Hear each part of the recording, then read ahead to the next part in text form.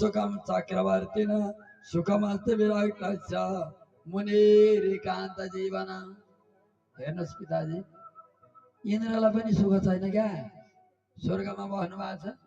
नचेन्द्र छ सुखम नास्ति, इन्द्रलाई पनि सुख छैन। कहिले कसले पुण्य कर्म गर्दै लाएर यहाँबाट हाम फाल्नुपर्छ भनेर त्यो इन्द्र पनि सबै के गरेछ, चिन्तित छ। अनि त्यसपछि सुखम नसुखम चक्रवर्ती न, चक्रवर्ती राजालाई पनि सुख छैन।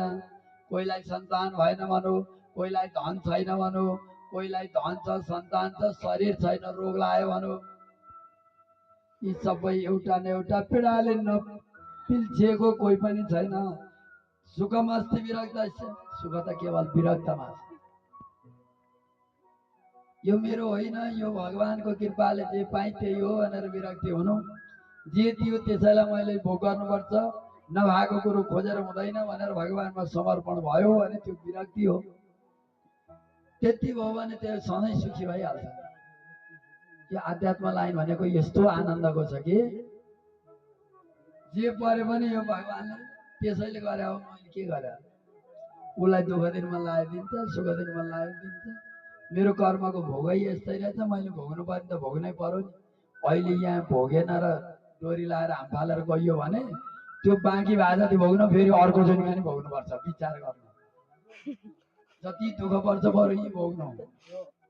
पतिले दुःख दियोस्, पत्नीले दुःख दिउन्, सन्तानले दुःख दिउन्, आज त होइन यस्तो गरिदिइहाल्छु भनेर चुस्स नपार्नु कोही नभए बेला।